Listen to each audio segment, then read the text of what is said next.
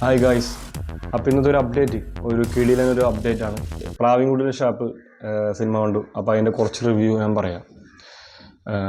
ഈ സിനിമ എന്നെ സംബന്ധിച്ച് ഒരു തിയേറ്റർ എക്സ്പീരിയൻസ് സിനിമയാണ്. ഇപ്പോൾ നമ്മളിപ്പോൾ ചിലവർ പറയാറുണ്ട് തിയേറ്റർ മസ്റ്റ് വാച്ചാണ്. പക്ഷെ അതേപോലെ എനിക്ക് ഈ തിയേറ്റർ ഒരു എക്സ്പീരിയൻസ് സിനിമയാണ്. ഞാൻ അതുകൊണ്ടാണ് രണ്ട് സിനിമ തിയേറ്റർ എക്സ്പീരിയൻസ് ആയിട്ട് കണ്ടത്. അതായത് ഇതിനു മുമ്പ് ARM കണ്ടിട്ട് എനിക്ക് ഭയങ്കര തിയേറ്റർ എക്സ്പീരിയൻസ് ആയിരുന്നു. പക്ഷേ എന്നാലും അതിൻ്റെ കുറച്ച് പോരായ്മകൾ പറഞ്ഞു. അതേപോലെ ഈ സിനിമക്കും എനിക്ക് കുറച്ച് പറയാനുണ്ട്. ഫസ്റ്റ് ഹാഫ് ഞാൻ കണ്ടു, അടിപൊളിയായിട്ടുണ്ട്. First half. സെക്കൻഡ് ഹാഫും കണ്ടു, അടിപൊളിയായിട്ടുണ്ട്. പിന്നെ ഇതിൻ്റെ ക്യാരക്ടർ ബേസിൽ ജോസഫ്, അറിയാലോ, സൗബിൻ സാഹിർ, പിന്നെ ചെമ്പൻ വിനോദ്, ഈ 3 പേരാണ് ഇതിൻ്റെ മെയിൻ നായകന്മാർ. മെയിൻ എന്നല്ല, ബാക്കി സപ്പോർട്ടിങ് ആക്ടർ ഉണ്ട്. പിന്നെ ഇതിൻ്റെ നായിക അടിപൊളിയായിട്ട് ആ ക്യാരക്ടർ ചെയ്തിട്ടുണ്ട്. ബേസിലിൻ്റെ ക്യാരക്ടർ ഓവറാണെന്ന് എനിക്ക് തോന്നുന്നില്ല.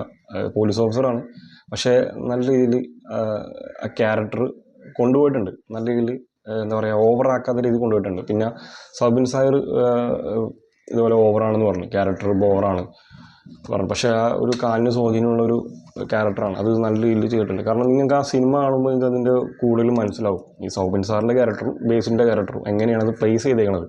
രണ്ട് ക്യാരക്ടറും അടിപൊളിയായിട്ടുണ്ട്. പിന്നെ ഞാൻ പറഞ്ഞില്ല, ഫസ്റ്റ് ഹാഫ് അടിപൊളി, പിന്നെ അതുപോലെ സെക്കൻഡ് ഹാഫ് അടിപൊളി.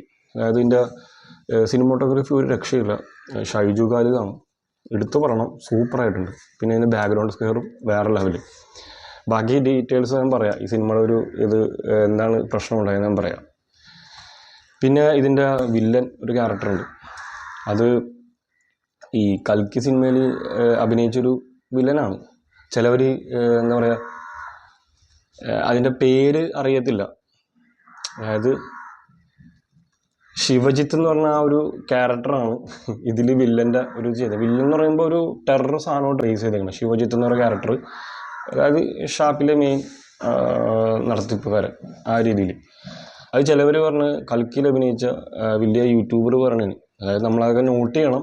പിന്നെ ഒരു റിവ്യൂ പറയുമ്പോൾ നമ്മളത് വിട്ടു പോകരുത്. 1-2 ഒക്കെ പുതിയ നടന്മാരെ നമുക്ക് വിട്ടു പോകാം പുതിയ. പക്ഷേ ശിവജിത്ത് എന്ന് പറഞ്ഞാൽ കൽക്കിയിൽ ആരും മറക്കൂല. ആ ഒരു വിക്കിപീഡിയയിൽ എവിടെയെങ്കിലും സെർച്ച് ചെയ്ത് കഴിഞ്ഞാൽ പേരറിയാൻ പറ്റും. അപ്പോൾ ശിവജിത്തിൻ്റെ ഒരു ഒന്നൊന്നര ഒരു പുള്ളിനെ ഇതിൽ, അതായത് പുള്ളി കൂടുതൽ ക്യാരക്ടർ അടിപൊളിയായിട്ടുണ്ട്. അതായത് നമുക്ക് കാണുമ്പം ഒരു ചെറിയൊരു ഭയം തോന്നും, ആ രീതിയിലാണ് പുള്ളിനെ പ്ലേസ് ചെയ്തേക്കുന്നത്. പിന്നെ ഉള്ളത് ഈ പറഞ്ഞ ചെമ്പൻ വിനോദം കുഴപ്പമില്ല. പിന്നെ ഈ ബേസിൽ ജോസഫിൻ്റെ കാര്യം പറഞ്ഞു, പിന്നെ സൗബിൻ സാഹിറിൻ്റെ പറഞ്ഞു. പിന്നെ നിയാസ്, മറിമായത്തിലെ നിയാസ് കൊള്ളായിരുന്നു. പിന്നെ ഒരു ഷാപ്പിലെ ഒരു ചേച്ചി, അതായത് എല്ലാ ഷാപ്പിലും കുറേ ചേച്ചിമാരുണ്ടാവുമല്ലോ, ഭക്ഷണം ഉണ്ടാക്കണം, ഷാപ്പിലെ കറികളൊക്കെ ഉണ്ടാക്കുന്ന ചേച്ചി. ഷാപ്പിലെ കറികളും മറ്റും ഉണ്ടാക്കുന്ന എല്ലാ ഷാപ്പിലും കുറേ ചേച്ചിമാരെ കാണാം. അതുപോലെ ഒരു ചേച്ചി ഉണ്ട്, അടിപൊളിയായിട്ടുണ്ട്. സ്കൂൾ ബസ്സിൻ്റെ ഒരു ചേസിങ് ഉണ്ടെന്ന് പറഞ്ഞു. അത് എല്ലാവരും പറഞ്ഞ് ഈ മലയാള സിനിമയിൽ കാണാത്തൊരു സംഭവം ഇതാണെന്ന് പറഞ്ഞു. എനിക്കങ്ങനെ തോന്നിയില്ല. കാരണം അത് എനിക്ക് കണ്ടിട്ട് ഒന്നും തോന്നില്ല. കാരണം അത് ആ രീതിയിൽ അത് ചേസിങ് കുഴപ്പമുണ്ടായില്ല. നമുക്ക് ജസ്റ്റ് ഒന്ന് കണ്ടിരിക്കുക, അല്ലാണ്ട് വലിയൊരു കൂടുതലൊരു സംഭവമൊന്നുമില്ല. നമ്മളിപ്പോൾ തമിഴ് സിനിമയിൽ കണ്ടതാണ്, ലോറിയുടെ ചേസിങ് ഒക്കെ കണ്ടിട്ടുള്ളതാണ്, നൈറ്റ് ഷൂട്ടിങ്. അതേപോലെ തന്നെ ഇത് അതിൻ്റെ അത്ര ഇല്ലെങ്കിലും ചെറിയൊരു സാധനമാണത്. അത് വലിയ ഇതാക്കേണ്ട കാര്യമൊന്നുമില്ല. ചെറിയൊരു സ്കൂൾ ബസ്സിൻ്റെ ഒരു അത് സ്കൂൾ ബസ് എന്ന് പറഞ്ഞു കഴിഞ്ഞാൽ അത് നിങ്ങൾ കാണുമ്പോൾ മനസ്സിലാവും, നൈറ്റ് ഷൂട്ടാണത്. കുട്ടികളല്ല, അതൊരു ചേസിങ് ആണ്, സ്കൂൾ ബസ്സിൻ്റെ ഒരു ചേസിങ് ആയിട്ടുള്ളൊരു സീനാണ്. അത് കുഴപ്പമില്ല. അപ്പോൾ ടോട്ടലി എനിക്ക് ഒരു ആവറേജ് രീതിയിൽ പറയാൻ കാരണം എന്ന് പറയുന്നത്, ഇതിൻ്റെ എൻഡിങ് നിർത്തിയേക്കണത് അത് അങ്ങനെ നിർത്തിയേക്കണം പടം.